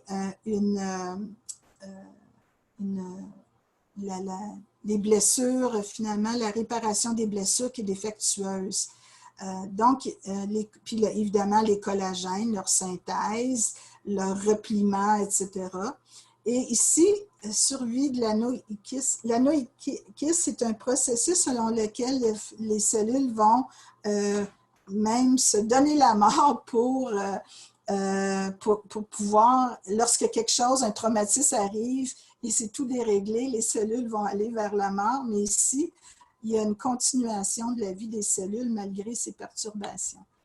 Donc, je vais résumer ici rapidement. J'ai traduit leur image qu'ils ont mise dans leur publication. Ce qui est commun aux classiques vasculaires et hypermobiles, c'est la désorganisation de la matrice extracellulaire. Ça, c'est présent dans ces trois types et on peut peut-être penser aussi dans d'autres sous-types, mais la matrice extracellulaire est toute désorganisée. Et ensuite, on a des particularités, comme je vous disais, pour les trois types. Je vais plutôt m'attarder aux hypermobiles. Comme les autres types, il y a donc un remodelage de la matrice extracellulaire qui doit se faire, étant donné nos cellules sont bien faites. Lorsqu'il y a un problème à cause d'un gène muté ou quelque chose de notre environnement qui vient perturber notre cellule, nous avons des plans B, nous avons des mécanismes pour parer contre ces problèmes-là. Mais donc, quelquefois, ça ne fonctionne pas, surtout si la pathologie est assez grave. Donc, ici, il y a quand même des mécanismes de remodelage de la matrice qui sont dérangés ou qui prennent de l'ampleur lors des problèmes avec les gènes et les protéines. Ensuite, il y a les interactions entre les cellules puis la matrice extracellulaire qui est plus perturbée ici dans le type hypermobile. Et on voit beaucoup des réponses inflammatoires et à la douleur qui sont activées dans le type hypermobile. Et le phénotype simili-myofibroblaste qui apparaît. Donc, c'est les différences avec le SED classique et vasculaire. Je n'en parlerai pas beaucoup. Je me suis mis cette petite souris pour juste vous rappeler qu'on peut, comme je l'ai dit dans la diapo précédente, il y a des modèles animaux.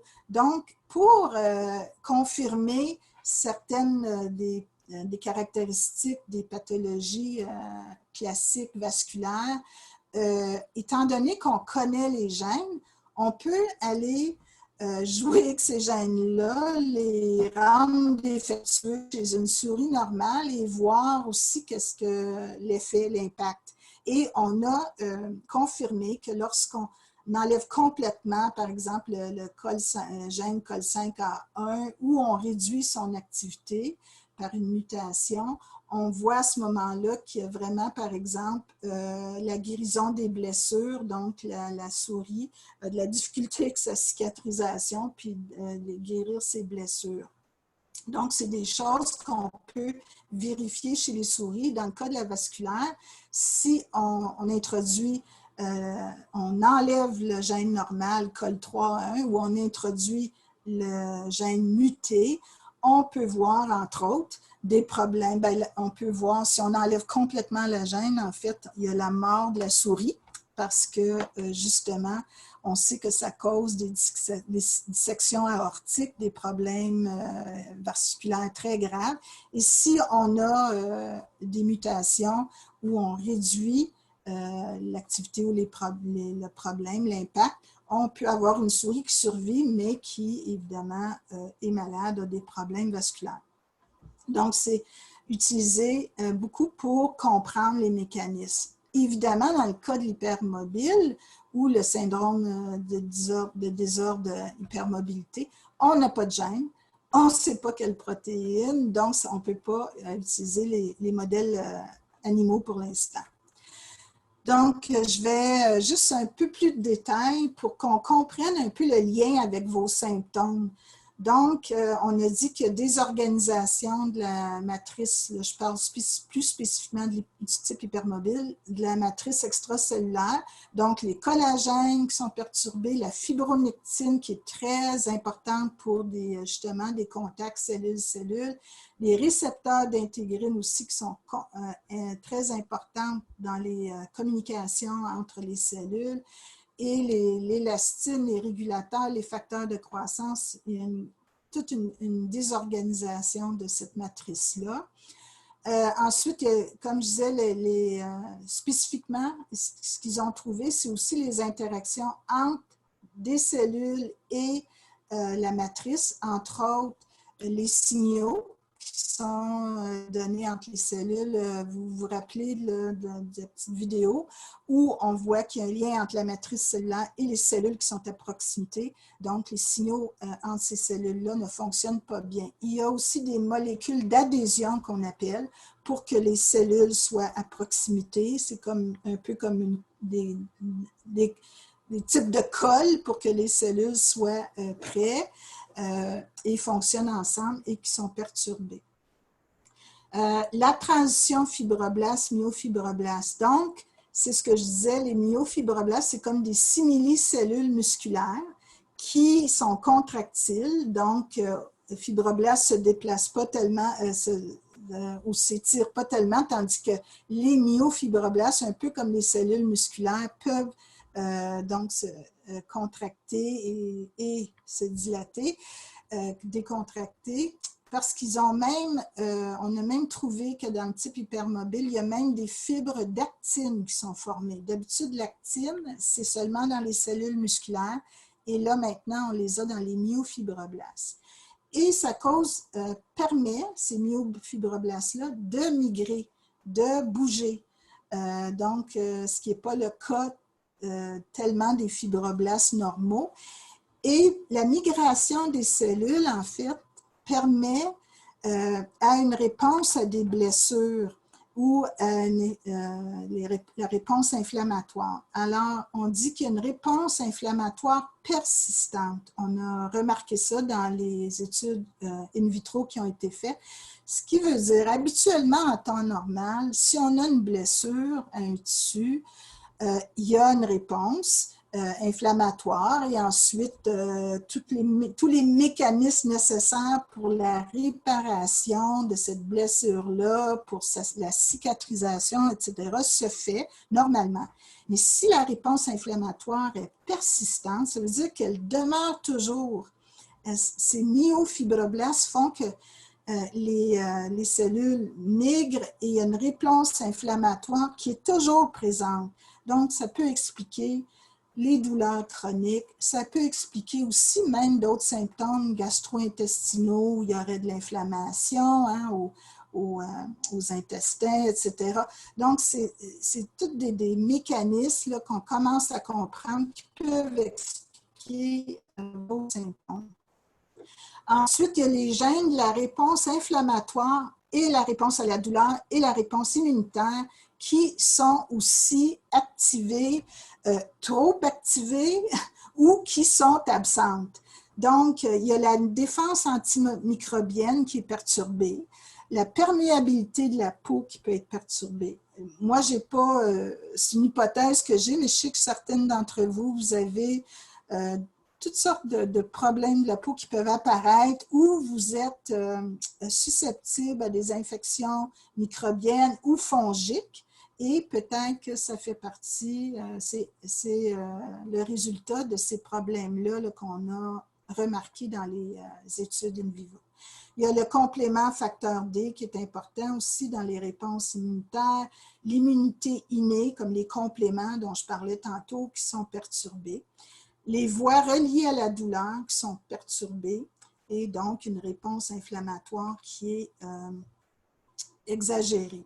Donc, ça peut expliquer là, les auteurs, Dr. Colombi et ses collaborateurs dans cette revue de la littérature, a fait quelques liens avec les manifestations des syndromes Ehlers-Danlos qui sont des hypothèses qui ont, on peut dire, un peu d'allure, mais il faut encore, évidemment, pousser plus loin pour confirmer, mais ça peut expliquer.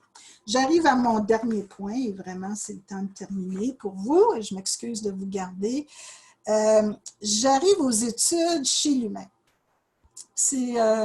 J'ai des, si on veut, des mauvaises nouvelles et des bonnes nouvelles. Ce qui est triste avec les essais, les études puis les essais cliniques chez l'humain, c'est qu'il y en a eu très peu à travers les années, surtout quand on pense qu'il y a 14 sous-types de Ehlers-Danlos, qu'on les définit beaucoup plus dans les dernières années, que c'est connu depuis 1906, le fameux syndrome Ehlers-Danlos.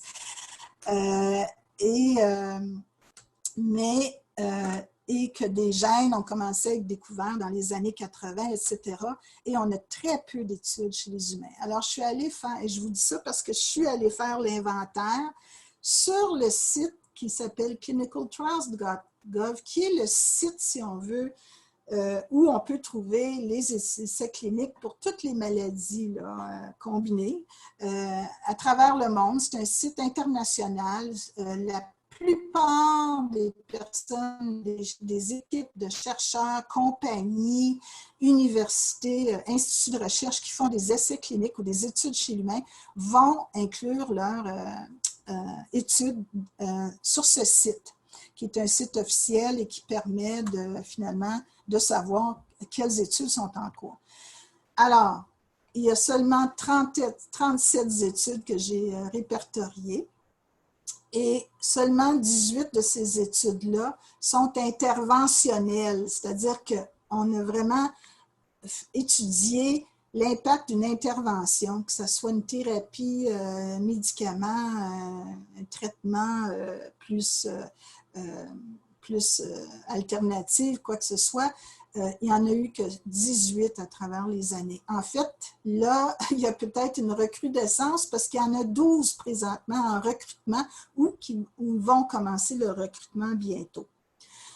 Si vous voulez les voir, donc vous allez à ce site clinicaltrials.gov, puis entrez simplement Ehlers-Danlos et puis vous allez avoir la liste des études.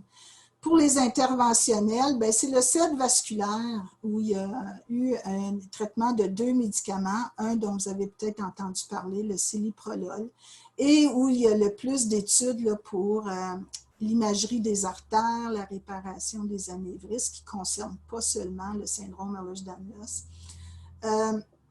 Il y a seulement un autre CED classique où il y a eu un traitement par médicament, le CED Ehlers-Danlos, le classique, qui a eu un traitement, et c'est par l'injection du facteur de croissance IGF-1 qu'on a essayé ou qui est en cours.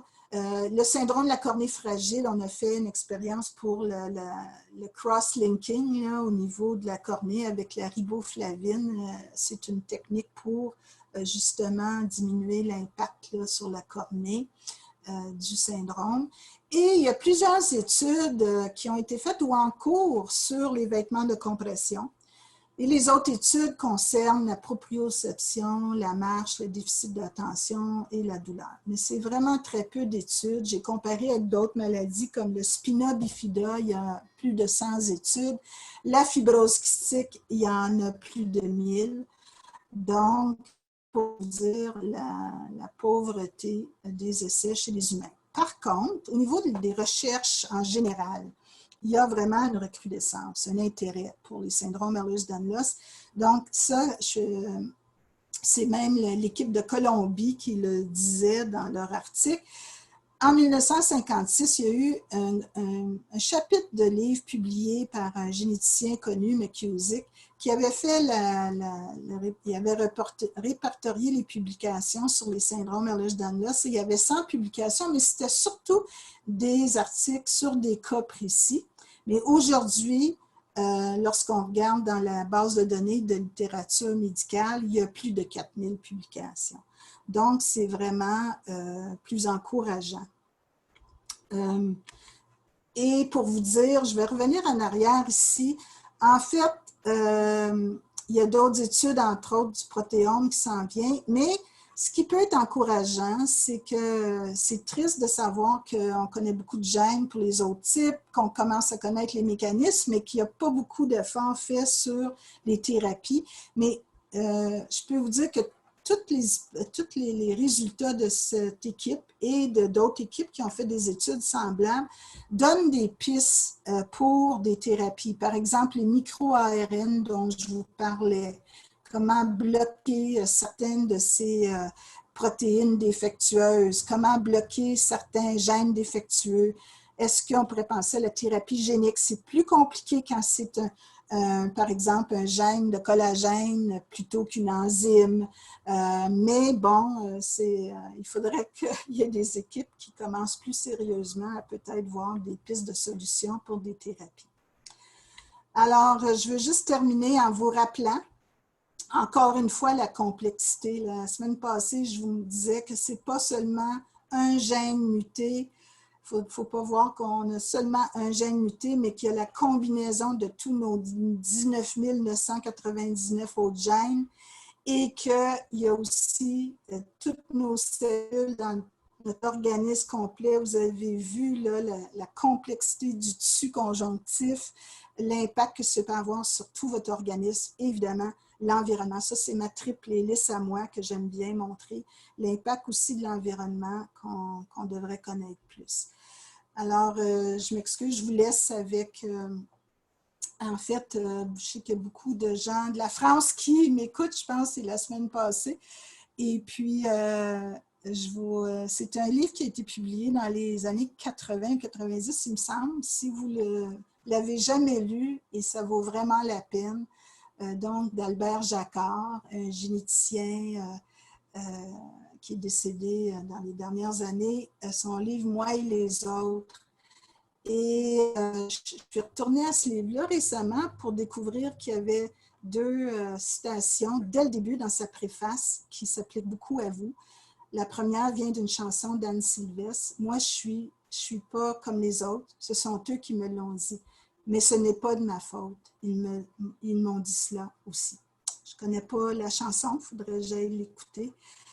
Et aussi, il finit sa préface en disant « Il ne s'agit pas de nier les différences, mais de s'en enrichir, de s'en enchanter. Et pour ça, de les regarder en face, d'en préciser la nature et d'en comprendre l'origine, ce que je souhaite ardemment qui arrive avec la recherche sur les syndromes Ehlers-Danlos. » Alors, merci beaucoup. Je m'excuse. C'est plus complexe que je pensais à expliquer tout ça. J'espère que vous avez compris quelque chose. Et puis, je vous laisse ici. Je prends le temps, moi, de prendre vos questions si vous en avez. Je vous remets cette diapositive pour nous contacter si vous avez des questions aussi. Donc, je vais arrêter le partage. Il y a des gens. Est-ce qu'il y a des gens qui ont des questions? La parole à Judith pour les questions. Bien, pour le moment, j'en ai pas. Donc, je ne sais pas s'il y a des gens qui veulent poser des questions. Ah, si, j'en ai une. Il faut juste taper Vous pouvez écrire les questions hein, sur... Oui. Alors, ils aimeraient... Tu lis, Gaëlle, ou je la lis? Les Bonjour. fractures. Oui, sont courantes. Donc, les fractures dans le CED hypermobile. C'est vraiment compliqué, complexe. Et puis, je vais vous dire, moi, j'ai fait toute une revue de la littérature il y a quelques années, à cause, et peut-être que même en France, j'étais au courant de cas comme ça, à cause de, malheureusement, de signalements au niveau de la direction de la protection de la jeunesse. Donc, des accusations qui sont fort probablement fausses de maltraitance envers les enfants lorsqu'il y a des fractures chez des bébés.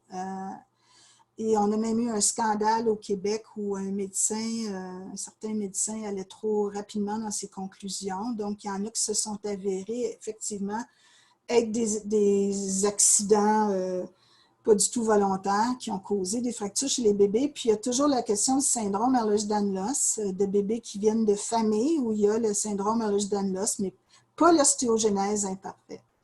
Donc, j'ai fait une revue de la littérature. Puis, il y a des cas rapportés de fractures. La plupart du temps, je ne sais pas si c'est les bébés qui ont été rapportés dans la littérature. Malheureusement, il y a beaucoup de médecins qui ont publié. Il y a même une recherche qui a été faite sur une centaine de dossiers médicaux d'enfants qui ont été diagnostiqués et on n'a pas trouvé de fracture là, en bas âge. Ce qui, pour moi, n'est pas une réponse satisfaisante parce que moi, je dirais que ça peut arriver, mais que c'est rare. Hein? C'est rare comme plein de maladies rares auxquelles on a affaire, moi, en tout cas, comme conseillère en génétique aussi. Donc, c'est possible. Par contre, on sait qu'il y a de l'ostéopénie et de l'ostéoporose possible chez les femmes et même des adolescentes, ça s'est vu, et plus chez les femmes, évidemment, en avançant avec l'âge. Donc, il y a un impact possible au niveau des os. Je ne pourrais pas vous donner toute ma réponse tout de suite, puis je vais vous mettre un article sur la page Facebook ou en tout cas où vous pouvez me le demander. Un article a été publié récemment, que je n'ai même pas eu le temps de lire, d'une équipe ici à Montréal sur justement les manifestations osseuses. Et en tout cas, je pourrais vous en donner des nouvelles. Et puis, j'aimerais que le médecin, une des médecins qui a participé à cette recherche, puisse nous faire une webinaire. Je lui ai demandé, en fait, mais elle vient tout juste d'avoir un bébé. Alors, on espère dans les prochains mois qu'elle pourra nous faire une conférence sur cet aspect-là. Mais on sait qu'il y a des problèmes au niveau de la colonne vertébrale, donc c'est possible. Des avancées à propos du CED hypermobile dans 10 ans, dans 20 ans ou plus, est-ce que c'est une question ou une opinion? Je crois que les études de l'équipe, entre autres italienne, sont très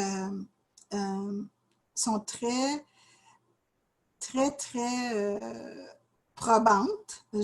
C'est complexe, comme je vous ai montré dans une diapo où ça prend une vingtaine de pages dans un article. Donc, je pense qu'on avance avec les nouvelles technologies et là, ils vont faire le protéome, comme je vous disais, ce n'est pas fait encore, où ils vont faire la cartographie des protéines. Ça pourra aider, d'après moi, à donner des pistes même pour des gènes impliqués. Ce qu'on pense aujourd'hui, c'est qu'au niveau génétique, c'est probablement pas monogénique, ça ressemble plus à une maladie complexe. On a même trouvé dans ces études-là des similarités avec des marqueurs qu'on trouve dans la fibromyalgie, dans l'ostéoarthrite, dans l'arthrite rhumatoïde. Il y a même là maintenant plus qu'au niveau des manifestations, il y a même des biomarqueurs qui sont en commun, ce qui peut aussi nous donner des pistes. Alors, moi, j'ai de l'espoir. Par contre, moi, je lance un appel là, à des chercheurs. Intéressez-vous aussi à des thérapies possibles. Il me semble qu'on est en retard dans le domaine des... quelqu'un qui me demande, est-ce que la greffe des cellules souches serait une piste de solution? Ben oui, toujours. C'est complexe, hein, parce que c'est multisystémique, les syndromes Ehlers-Danlos. Moi, aujourd'hui, je n'ai parlé que du tissu conjonctif, mais comme vous savez, il y a beaucoup de... C'est là que ça se passe, évidemment, probablement le plus, les problèmes. Est-ce que, par exemple, aujourd'hui, il y a de la thérapie génique par le biais de cellules souches? Est-ce que ce serait possible de réparer, par exemple, les fibroblastes, d'introduire dans les fibroblastes des gènes qui viendraient corriger? Vous savez, il y a des thérapies géniques où on ajoute un gène sain. Ça marche plus dans avec les problèmes enzymatiques dont j'ai parlé, puis les maladies récessives. Le problème avec les maladies dominantes, où par exemple, il y a des collagènes ou d'autres protéines structurales qui sont atteintes, c'est que déjà, il y a des dommages qui sont faits, qui sont là. Alors, juste ajouter un gène normal ne réglera pas la question. Donc, il faut trouver d'autres façons. Pourquoi ne pas faire une biopsie de la peau qui donnerait des informations pertinentes comme on n'a pas de gène associé? Je vous ai montré là, évidemment, microscopie électronique qui est faite à partir d'une biopsie de la peau. Je pense que les cliniciens ne trouvent pas que c'est nécessairement une information pertinente. Premièrement, ce n'est pas uniforme. On ne trouve pas les mêmes caractéristiques dans les différents types de CED. Et aussi, on peut trouver ça dans d'autres pathologies. On peut aussi trouver même un portrait normal. Alors, ce n'est pas considéré si efficace pour déterminer le type. Et en fait, malheureusement, c'est par exclusion qu'on dit pour le gène, le type hypermobile. Et je pense que c'est vraiment le problème des classifications et des différentes opinions des différentes équipes à travers le monde. Je pense qu'il faut vraiment, selon mon point de vue, si on a éliminé les autres types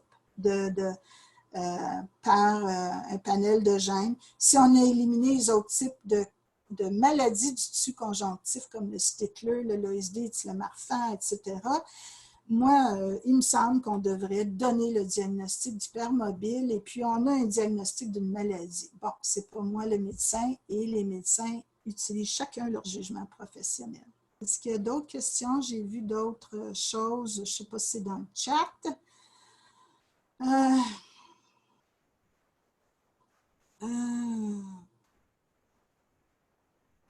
Mon Dieu, il y a toute une discussion.